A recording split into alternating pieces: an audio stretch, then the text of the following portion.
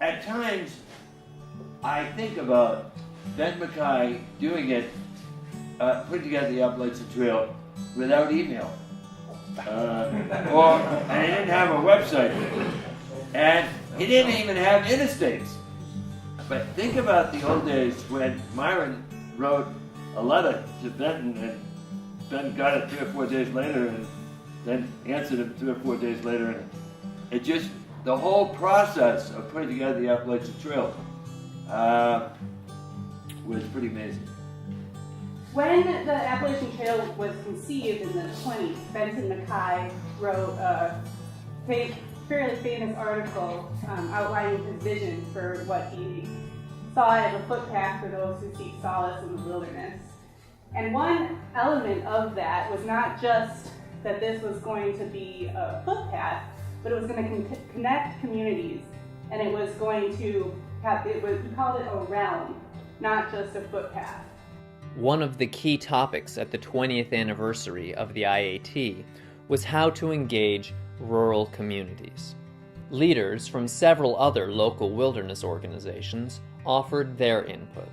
We are all competing with each other on a day-to-day basis to fund our organizations, to keep our doors open, to keep doing what we're doing, but ultimately we're here because we're trying to advance a mission, and that mission is pretty common, I think, amongst all of us. And if we can figure out how to work together effectively, I think we'll accomplish both goals, which is keeping the doors open and continuing to serve the mission.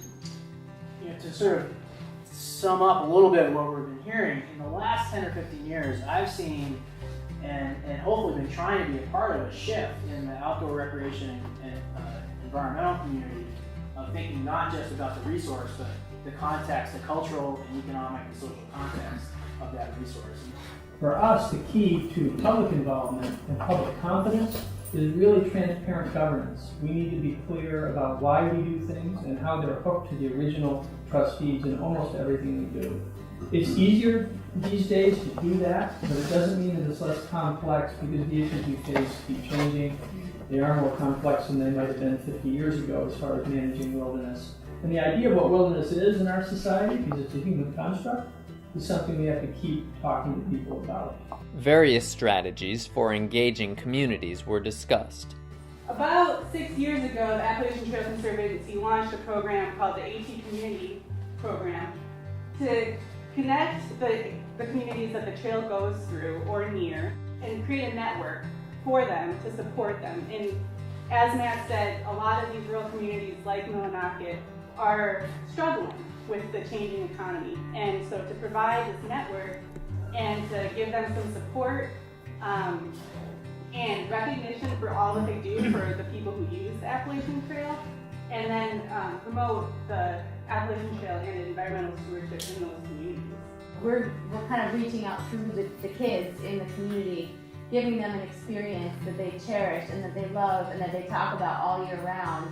And then, you know, when we go back and you want to talk to their parents about something, and you say, hey, I'm from the Northern Forest Canoe Trail, and they think, oh yeah, that program took my kid out on this week-long trip, and then you have another avenue where you can have a conversation, and it's building trust and building capacity and building a relationship, you know, from a completely different angle.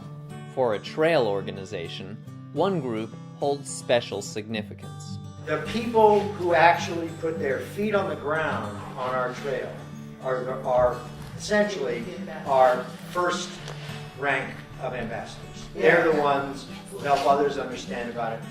And so,